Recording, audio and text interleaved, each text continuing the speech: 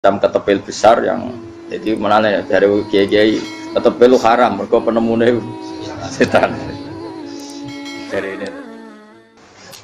ini pun jelas gitu terus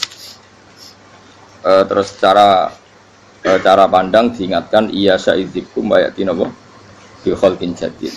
Kalian semua harus bayangkan bahwa setiap saat Allah bisa saja menghilangkan kita kemudian mengganti dengan makhluk yang apa baru, terus yang lain wa madzalika 'ala wa bi aziz, dan itu bagi Allah itu mudah sekali. Nggih kula bolak-balik matur gitu. Terus dalam ilmu hakikat diterangkan manusia itu memberi kontribusi pada pilihannya itu tidak sampai 1%, mungkin tidak sampai. Misalnya kalau orang ditanya kenapa makanan ini enak, ya jawabnya biasanya gampang karena ini sate, kebetulan saya suka sate, terus bilang enak. Begitu juga misalnya hubungan suami istri, senang kumpul bojo mergo ayu dan sebagainya. Ya itu yang mudah diomongkan. Tapi misalnya bayangkan ke pas mangan sate enak terus gempa. Padahal satenya tetap enak. Kamu ya tetap sehat. Tapi gara-gara gempa menjadi tidak enak. Berarti yang benar kan mangan sate gue enak, syaratnya gak pas garam gempa. Ono syarat meneh, ora konangan sing utangi. Padha kowe ngloni bojomu sing ayu, iku syarat enak iku kudu ora ono gempa. Ora pas ngamuk. Pas ngamuk lah ya tetep ayu, tapi kan kowe ora seneng. Artinya gini loh. Ketika manusia mengatakan mampu, itunya ada sekian hal yang manusia itu tidak ikut melakukannya, tidak ikut menciptakannya. Misalnya kowe nyupir, supirane enak, punya pengalaman, tidak kecelakaan karena apa? Nyupir kowe enak, mobilku normal. Mobilmu normal lah, tabrak mobil ya mabuk apa? Nah di sini ini manusia dituntut, diingatkan terus, kamu itu butuh Allah, rahmat Allah itu yang melindungi kamu, bukan keahlian kamu, bukan kecakapan kamu. Karena tanpa itu semua tidak bisa, semuanya Allah. Ya, tapi manusia tadi gara-gara misalnya tadi mobilnya normal, dia punya keahlian nyupir, terus mengklaim kalau keselamatan dia itu karena hati-hatinya dia, karena mobilnya normal. Padahal ada sekian catatan yang menjadikan dia selamat dan semuanya itu kudrahnya Allah Subhanahu wa taala. Misalnya gak ditabrak wong mabuk, gak ono gempa, gak ono bumi merekah. Misalnya ki pinter nyupir lah terus bumi memangap terus ki kecemplung apa opo. Pemene daerah-daerah kayak ya ora usah tak sebutno mari ora. Kira tau muka safah yo bener mari tak sebutno mari ngeri.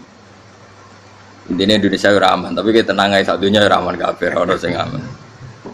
Ora usah kuwatir dikuwi faksi, ora usah kuwatir meteor jatuh, kabeh ya potensi napa? Potensi semua. Sehingga ini sedikit saya ijazahkan. Suatu saat kata Rasulullah, saya yang Mu'ad melihat kamu hanya sejengkal di depan para ulama ketika nanti di akhirat. Terus Mu'ad tanya, Rasulullah tanya, kenapa kamu hanya satu jengkal dengan derajatnya para ulama ketika sowan Allah? Terjawabnya Mu'ad, kamu punya amal apa? Terjawabnya Mu'ad, ya Rasulullah, saya tidak pernah melangkahkan satu kaki kecuali saya tidak pernah yakin apa bisa melangkahkan kaki yang satunya. Dan saya tidak pernah mengunyah satu makanan kecuali saya juga tidak pernah yakin apa bisa menelannya. Dan saya tidak pernah bernafas satu nafas kecuali saya tidak yakin apa bisa nafas berikutnya. Saking dia tergantung ta'aluk semuanya sama kudrahnya Allah Subhanahu wa taala. Kalau kita ini kan sok. Kalau makanan sudah di depannya kayak pasti bisa makan. Kalau dia sudah sehat jalan seakan-akan pasti bisa meneruskan. Padahal 0, sekian detik kowe mlaku dihantam mobil ya selesai. Misalnya stroke ya selesai, tidak bisa jalan. Sehingga para wali-walinya Allah itu orang yang filah gotin min lahadzati, setiap kedipan dia, setiap perilaku dia itu hanya ta'aluk ambil Allah Subhanahu wa taala. Itu yang disebut ya ayyuhan nasu antumul fuqara'u ila.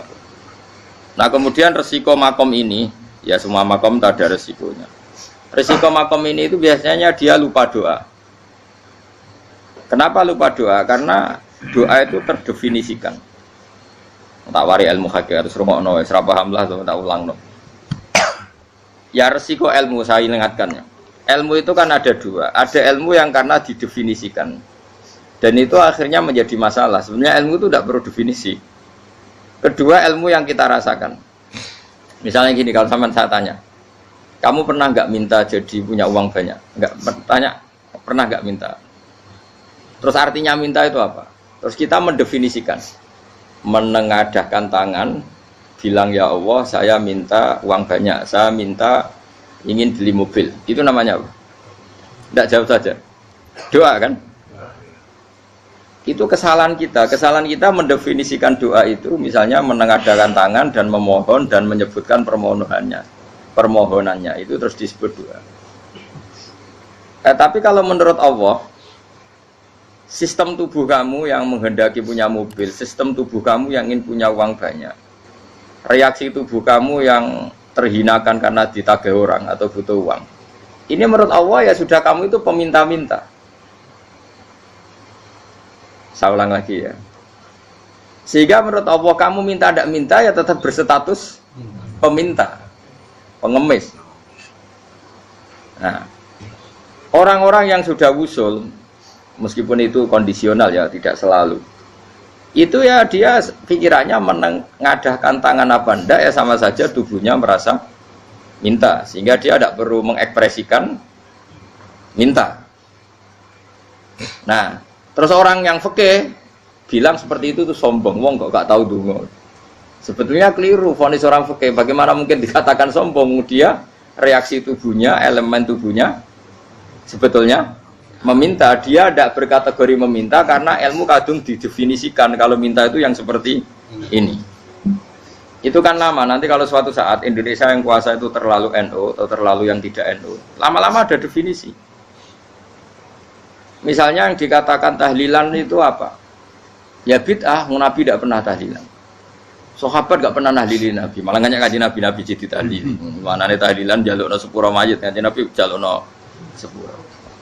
Sehingga dengan tradisi itu tahlil itu masuk definisi bid'ah, karena nggak pernah dilakukan sahabat dan para tabi'in. Ya salahnya kamu definisikan. Tapi kalau udah kamu definisikan, sing diarani tahlil, ya maca la ilaha illallah. Terus mungkinkah satu bacaan la ilaha illallah dilarang? Wong ra oleh maca kalimat tauhid. Jadi misalnya tahlil iku nafadno kalimat tauhid. Oke tok ora ngara iso dilarang, tapi nak tahlil iku mitung dinane mayit kaya budo, samane kriminal. Enak. Ya sudah seperti itu. Makanya banyak orang salah itu karena ilmu kadung didefinisikan.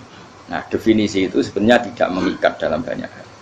Ini penting saya utarakan. Ya karena seperti itu.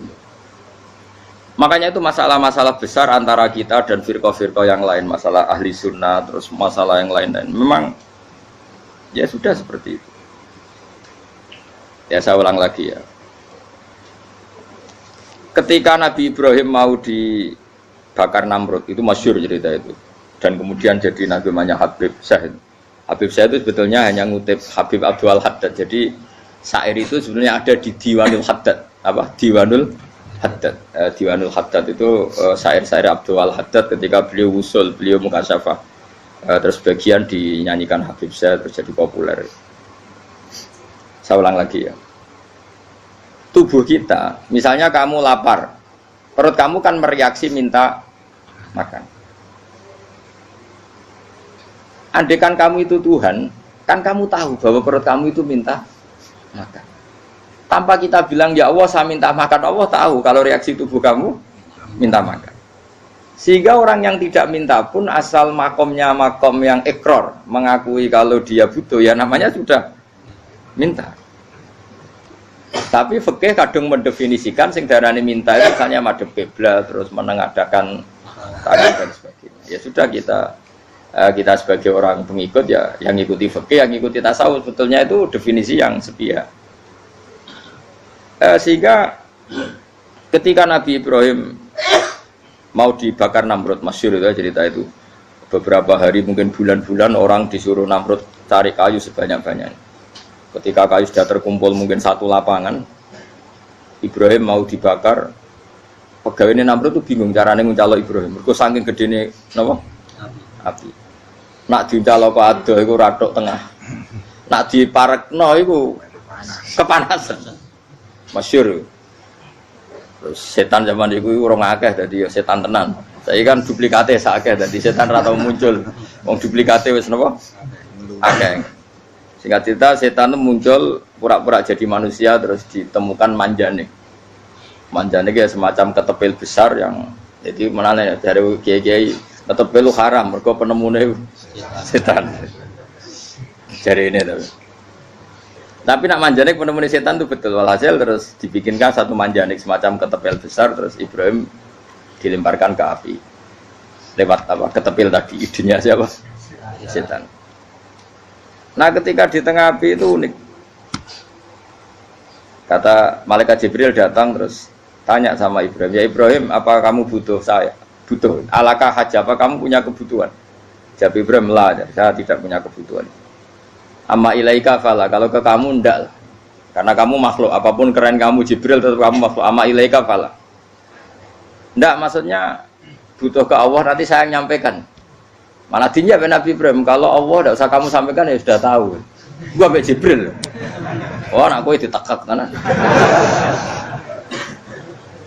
Ya saya ulang lagi, apa kamu punya kebutuhan? Alaka hajalah, amma ilaika fala, kalau ke kamu ndak. Ndak maksudnya butuh ke Allah nanti saya sampaikan. Karena Jibril yang mentang-mentang dekat sama Allah dan tukang memberi informasi.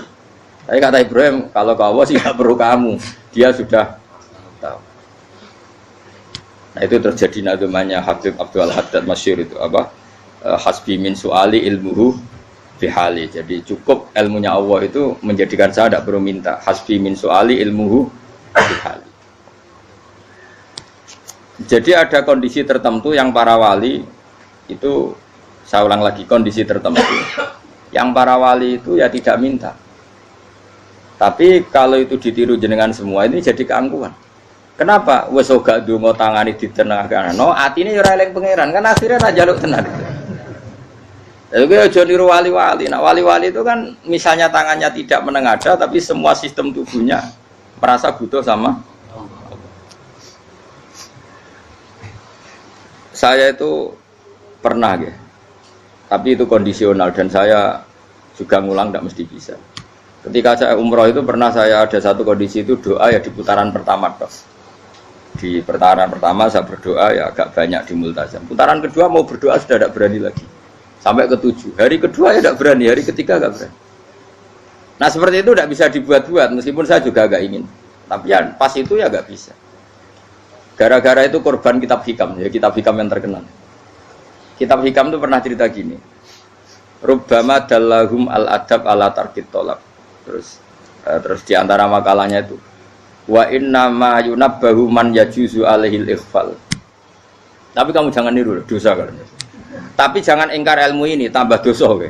Jadi niru ya dosa, ingkar ya dosa. Jadi ada seorang wali kata hikam. Kadang-kadang seorang wali itu mau doa diulang itu sungkan. Kenapa? Yang perlu diingatkan itu yang potensi lupa. Allah kan masih ingat doa kemarin. Loh itu gara-gara saya sebelum umroh itu mensinau kitab hikam itu agar itu kok. Ya Allah, sing tak dungani wingi ejek eling kok tak eling no meneh. Dadi wa inna ma yunabbahu man yajuzu alil fal, yang bisa diingatkan hanya orang yang potensi lupa. Sementara Allah tidak akan. Tapi kan akhirnya dungane eling. Ya Allah kayak kemarin. Hari ketiga ya Allah kayak. Makanya menurut saya ilmunya orang hakikat itu juga ada sisi kriminalnya karena ya tadi. Tapi kamu ingkar ya keliru. Memang Allah gak mungkin lupa, ngapain kamu ingatkan. Makanya menurut saya Allah itu memang zat terbaik, bener-bener Rahman Rahim. Mestinya nak Allah terbaik, kowe ndonga bedino malah ngamuk. Lah aku lali tapi mbok ilang eling dong. Tapi Allah itu ya maklumi ya, dengan kekeliruan. Kita ini kan selalu keliru, dongo terus ya keliru sebetulnya. Karena seakan-akan kan mengingatkan seseorang yang mungkin lupa. Wong Allah tidak pernah lupa kok, kamu ingetin terus. Atau kamu menggurui Allah, yaitu ya Allah nang sebadani kalau di duake, padahal nggak mesti maslahat bagi kamu. Duake orang mesti maslahat bagi kamu. Maka ada sekian contoh yang wali itu dibully pangeran. Saya sering cerita, banyak cerita wali itu dibully pangeran. Digarap ya pengen. Ini gara-gara salah dewi. Saya pernah cerita dan itu ada di hikam betul di kitab hikam. Itu ada. Ada wali itu tukang hamal. Hamal itu manol di pasar, itu tukang angkut. Jadi kalau ada orang bawa barang berat diangkut dia, terus misalnya kalau dulu mungkin ya ke kereta atau ke Singkat cerita terus diupahi. Setelah dapat upah dia pasti pulang karena dia hanya butuh makan 1 piring karena dia tirakat makan 1 piring untuk ibadah 24 jam. Singkat cerita dia ngeluh, ya Allah, kamu tahu, engkau tahu saya ini pecinta engkau. Saya ini hanya butuh makan 1 piring untuk kuat sholat. Tapi kenapa harus jadi juru manol? Berilah saya rezeki yang tanpa kerja. Dan selang sekian hari dia dituduh maling, terus di penjara, terus dapat rezeki tanpa kerja. Dia ya Allah, kenapa jadinya gini? Kan kamu minta rezeki tanpa kerja. Ya itu penjara itu rezeki tanpa kerja kan. Jadi Allah memperlakukan para walinya itu memang unik. Ya kadang dibully. Sehingga dalam cerita-cerita kenabian, kata Qadiyat itu, nggak ada orang yang sering dibully Allah kayak nabinya. Karena nabi itu orang yang dicintai Allah. Jika salah sedikit saja itu, cara pangeran, cara kampus itu digarap, pokoknya dipelonco, pokoknya salah sedikit. Misalnya begini, Nabi Yakub itu kan nabi.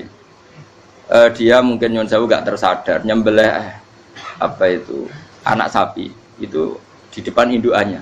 Ya beliau mungkin spontan saja, Pak. Kalau kamu yang melakukan pasti tidak ada hukumannya karena Allah tidak pati peduli sama kamu, sudah lah. Artinya nggak peduli, salah pantas saya nggak jelas ya gitu. Tapi ini Nabi. Ketika itu terus indukannya sapi tadi, ya Allah, Yakub itu kekasihmu. Saya tidak berani sama dia karena dia kekasihmu. Tapi saya tetap menuntut keadilan. Dia harus merasakan susahnya dipisah dengan anak. Meskipun dia tidak nuntut rasanya roh anak di sebelah, itu tidak se ekstrim itu. Sapinya itu hanya nuntut, ya Allah, dia harus merasakan sakitnya terpisah dengan anak. Akhirnya Allah menciptakan Yakub mengalami terpisah dengan Nabi siapa? Yusuf. Itu kalau kata Qadiyat, itu kalau yang melakukan tidak Nabi pasti nggak dibully Allah, dibiarin. Karena Nabi ini yang melakukan. Nah. Terus ini Nabi Yusuf lagi, mana rasa daftar wali berat. Nabi Yusuf itu di penjara itu karena terdolimi apa karena memang dia salah? Terdolimi. Dan Nabi Yusuf itu Nabi. Nabi Yusuf itu Nabi betul memang benar-benar Nabi. Meskipun ganteng dia Nabi. Syaratnya Nabi ganteng, kira-kira mlebu. Nabi itu harus ganteng, nggak boleh. Nabi elek ora oleh. Karena Allah izin di kekasih kok kriting elek. Allah itu selera. Kabeh Nabi mesti yang paling ganteng di kaumnya, yang paling nasak. Enggak boleh Nabi kok pesek, keriting, enggak boleh. Tapi kalau sudah jadi orang soleh oleh kan. Tapi kalau Nabi enggak boleh. Nabi Yusuf bukan, masyhur kan cerita Nabi Yusuf dengan siapa? Zulaikha.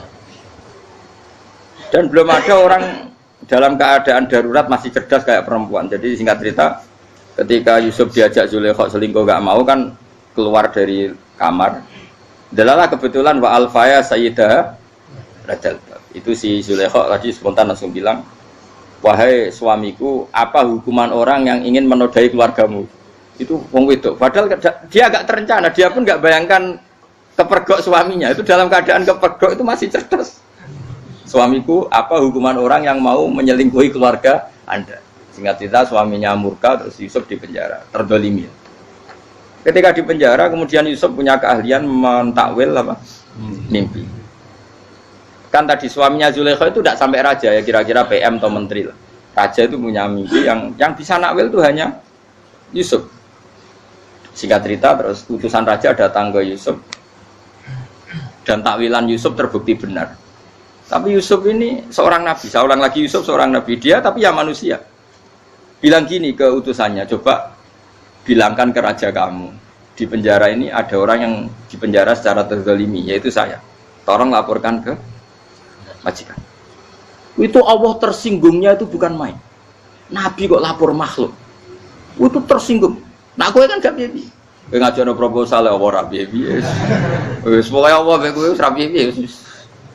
Wong sampean swargane ya ora langsung wae ngono. Pokoke kira-kira kan sudah enggak perlu ditegur. Makanya fa'an sahu syaitanu dzikra rabbi fala bisa fisijni bid'asin. Maka Allah mentakdirkan utusan raja tadi itu lupa melaporkan peristiwa Yusuf ke raja tadi, sehingga raja gak pernah dengar kalau ada orang di penjara karena Allah tersinggung. Wong kowe ku nabi kok lapore ambek penguasa. Ngono tok iku wis Allah tersinggung. Karena Dia nabi, gak boleh nabi lapor makhluk. Jadi Allah itu dengan nabi itu sangat-sangat sensitif. Sangat-sangat sensitif. Ya begitu. Terus cerita yang terkenal, meskipun ini nggak ada di Quran, Nabi Musa. Nabi Musa itu pernah sakit gigi karena dia mentang-mentang kalimullah, orang yang sering komunikasi dengan Allah, minta ya Allah, tolong tunjukkan obat gigi saya itu apa. Singkat ini sama Allah dikasih tahu, kamu ngunyah suket ini, gitu. rumput ini kamu kunyah, nanti pasti sembuh. Karena resepnya dari Allah ya pasti mujarab, kan nggak ke dokter. Singkat cerita dikunyah terus sembuh. Suatu saat dia sakit gigi lagi, nggak konsultasi lagi karena masih punya resep kopian apa? Resep. Dia datang nyari suket yang sama dikunyah tambah sakit. Terus tanya sama Allah, ya Allah ini kan resepnya yang sama, kenapa tambah sakit? Kata Allah, kamu itu kekasihku. Roh nak sing ngobati ku aku ra suket sembrono. Semenjak itu Nabi Musa ra pernah taruh resep lagi sudah. Andikan tuh kamu, pasti Allah juga gak tersinggung. Makanya kata Qadiyat, kenapa para nabi sering ditegur itu bukan karena Allah murka, nabi itu beda. Jadi kesalahan kecil atau apa-apa yang menurut kita ada salah itu untuk nabi salah. Makanya di ahli sunnah ada kaidah apa? Mimba bi hasanatil abror sayyi'atul muqarrabin. Pernah dengar kaidah apa? Mimba bi hasanatil abror sayyi'atul muqarrabin. Sesuatu kalau dilakukan umumnya orang itu hasanah atau kebaikan, tapi kalau dilakukan para nabi itu salah. Karena apa ya? Saking dekatnya dengan Allah. Saya ulang lagi apa? Mimba bi hasanatil abror sayyi'atul muqarrab. Jadi nabi itu beda. Nah, para nabi itu orang-orang yang ngalami fikir yang doa resmi kayak siapa tadi? Definisi fikir ya sering. Kayak definisi orang tasawuf yang sering. Sehingga ketika Nabi berdoa, ya memang secara disiplin ilmu yang namanya berdoa ya minta Allah dengan mengadakan tangan. Ketika agak berdoa, karena Nabi sadar Allah tidak perlu diingatkan lagi, pasti masih ingat. Gitu. Jadi dua-duanya benar terus. Makanya Nabi itu lam yazal fitaroki, Nabi itu selalu naik derajatnya. Karena pas minta ya benar, pas tidak minta ya. Kalau kamu turun terus. Pas minta itu karena tomak kamu, hadun nafsi kamu, serakah kamu, tapi nggak tahu diri pantas taura dengan permintaan. Kayak gue misalnya jongo jadi wali, iso Allah tersinggung. Bocah atau tirakat atau jalur jadi wali. Tapi gak dongo ya Allah tersinggung. Kere ra tau dongo. Jadi orang kalau ndak wali itu sudah keliru terus. Yen kok di sepuro, tapi tak kira iku akeh salah. Ya jajal ke dongo yo koyo wali kok sabtu kok dirjelan. Kira-kira Allah tersinggung ngopo nyembah. Kira-kira tersinggung. Tapi misalnya kira tahu dongo kepengen kau Imam Syafi'i, apa yang tersinggung? Bocah ora di idola. Terus piye Gus? Piye kadung salah biasa wis. Wis bakat salah no. Bakat salah. Ini sedungane sing gampang ae mesti bener. Rabbana dzalamna anfusana wa lam taghfir lana wa tarhamna lanakunanna minal khasirin. Saya pernah punya kitab dan kitab itu menurut saya luar biasa. Bahkan ketika adu buli itu, adu cara mahasiswa itu kayak pelonconan itu. Nabi sama Nabi pengiran gitu, dan itu sekali yang satu salah melakukan disiplin ilmu, pengiran itu degradasi. Dan Allah memang mengancam gitu. Kalau kamu melanggar ini, laah biton namin diwanin nubuah. Nanti laam kuan namin diwanin nubuah. Kamu saya hapus dari buku kenabian. Tes-tesannya ya lucu, misalnya begini. Kata Nabi Musa kan ditanya, ketika dia khutbah ditanya orang, siapa orang paling alim ya Nabi Allah? Sekarang orang paling alim itu siapa? Nabi Musa jawab, saya kan. Dan itu Allah tersinggung karena wong kok mletene ngono. Tapi andai kan Nabi Musa kok jawab Fauzi, itu salah, tambah salah meneh. Atau enggak Ruhin, malah salah meneh. Tapi jawab Musa ya salah. Saya Gusti, saya kan. Orang paling alim siapa? Saya. Terus Allah memperingatkan Musa, ada seseorang yang lebih alim ketimbang kamu. Coba kamu harus ketemu dia. Ketemu singkat cerita ketemu Nabi siapa? Khidir. Terus dalam 3 sesi ini, 3 babak ini buli-bulian. Nabi Khidir itu dalam 3 babak ini selalu kelihatan salah. Di antaranya adalah cara sekarang ya mungkin di gonjak sepeda motor atau perahu kalau dulu yang menggratisi dia numpangi sepeda motor malah spionnya dicopot gitu. Spionnya dicopot, dirusak. Nabi Musa kan sudah digratisin malah rusak yang motornya yang apa? Menggratisin. Nabi Khidir masih tenang. Kamu tidak paham gitu. Jadi Nabi Khidir mesti distok kamu tidak paham. Itu kata syurrahul hadis termasuk Ibnu Hajar Al-Asqalani bilang gini. Setelah itu kedua membunuh anak kecil. Musa tambah marah. Anak yang belum punya dosa kok kamu bunuh. Sampai 3 kali ada 3 peristiwa. Itu kata syurrahul hadis. Andai kan Musa kok diam tidak protes, maka dia akan disalahkan Allah. Karena dia berarti membiarkan kemungkaran di depan matanya tanpa reaksi. Jadi sebetulnya ketika Musa berontak itu Nabi Khidir, Nabi tenan gitu. Jadi itu kan unik. Tapi berontak yo disalahno. Dadi angel sandi tes-tesan dadi nabi ku yo angel. Misalnya kok Nabi Musa itu koyok model santri Jawa Timur. Nabi Khidir salah, nggih nderek mawon. Ya ora nabi jero barang mungkar. Menengae. Berarti yo nabi goblok ngono kira-kira. Makanya memang Musa harus konsisten seperti itu, harus demo terus. Kayak saya misalnya sebagai kiai fikih, kiai ya harus seperti ini cara mulang saya. Enggak boleh saya misalnya terus anut mulang terus tawadhu semeneng itu ora karu-karuan. Jadi andai kan Musa kok tidak protes itu malah salah. Ya memang harus. Dan itu Nabi Khidir Nabi tenang. Makanya Nabi Khidir akhirnya respect. Tidak ada hati sebaik Abu Musa.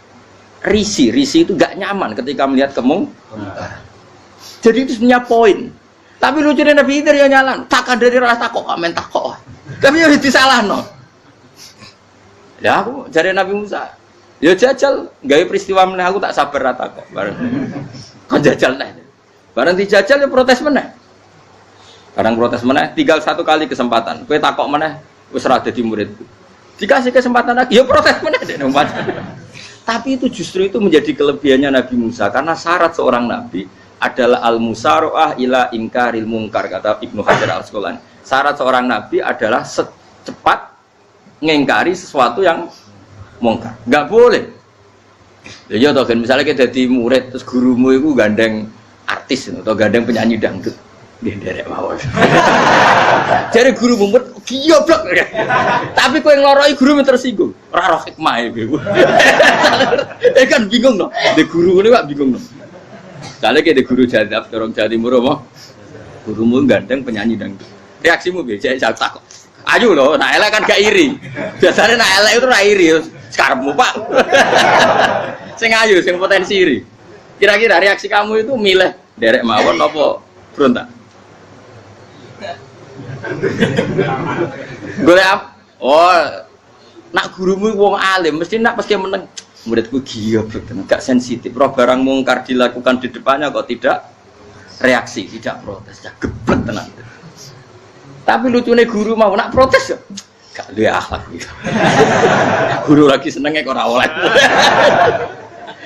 Nah Nabi itu kan buli-bulian. Jadi Nabi Khidir dengan Nabi Musa itu tebak-tebak. Karena dua orang ini sama-sama kekasih Allah. Itu Nabi Musa justru barokahnya itu dia tidak pernah klasmennya di bawah Nabi Khidir. Semua ulama sepakat klasmennya Musa tetap di atas Nabi Khidir. Sehingga yang berlaku ya tetap ilmunya Nabi Musa bahwa membunuh anak kecil tidak boleh, merusak perahu milik orang lain tidak boleh. Karena Allah tetap lebih respect dengan ilmunya Nabi Musa. Nabi Khidir tetap ilmunya nggak dipakai, meskipun dia disebut hakikat. Karena ilmunya Nabi Khidir ngani ngoyo wong ape mutusno ngenteni nginceng Loh Mahfuz. Lah sing iso iku sapa? Barang ra mungkin kok. Makanya Nabi Khidir terakhir menutup kalimatnya wa ma fa'altuhu an amri. Dzalika ta'wilu ma lam tasdi alaihi sob. Aku dhewe nglakoni ini ya ora roh, wis ditakdir nglakoni ngene wae. Dadi artine Nabi Khidir ya ora paham. Jadi wa ma fa'altu an amri itu akhir kira-kira artinya saya sendiri tidak melakukan ini karena inspirasi saya sendiri atau keputusan saya sendiri. Tahu-tahu saya ditakdir melakukan.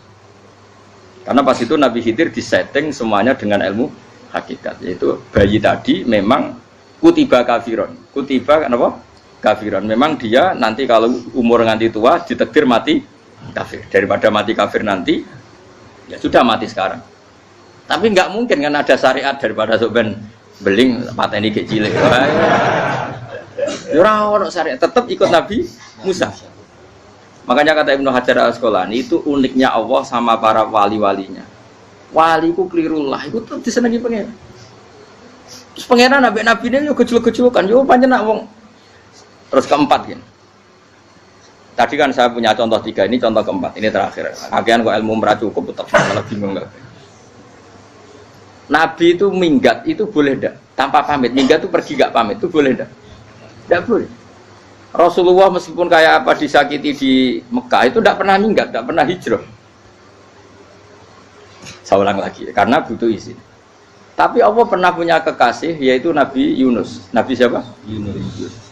Itu Quran meredaksikan ya abako. Abako itu terjemahnya apa?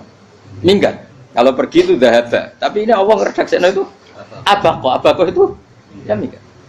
Nabi Yunus itu dakwah di daerah Nainua. Ya, Nainua itu ya Babylon sana. Kampungnya namanya Nainua. Ya daerah Babylon. Babylon itu kalau di geografis modern ikut Irak. Ikut mana? Irak. Jadi Kufa, Basra, Babylon. Terus siapa itu yang mengalahkan pasukan Yahudi dulu itu Buktanasor, Hebuket, Nazir itu ikut mana? Babylon apa? Babylon. Bama unzila alal malaka ini di Babila Harutama. Makanya kalau ulama-ulama melihat Irak kacau sampai sekarang itu tidak kaget. Irak itu ardun mal'unah kalau di kitab-kitab. Bumi yang memang sudah terlaknati mulai dulu. Sehingga ketika ada kasus Saddam Hussein sekarang itu ulama tidak kaget. Zaman Rasulullah Sugeng itu Irak itu termasuk sudah bumi yang guna keazala. Jadi di sana pasti banyak fitnah. Fitnah pertama yang dicatat sejarah adalah Mautul Husain apa? Kabudutnya Said siapa? Husain di Karbala. Era Imam Syafi'i adalah zaman mifnah, ulama dibantai karena dipaksa mengatakan Quran apa? Makhluk. Terus konflik-konflik sampai era Saddam Hussein terus era sekarang jadi. Lah kita ini ulama sebenarnya tahu tarikh itu. Tapi di era modern kan dianalisis karena campur tangan ini itu ya sudah lah. Sebab goblok pun daripada ngebantah-bantahan malah kamu. Ibu goblok, ibu pinter. Nah sekarang kan analisisnya kan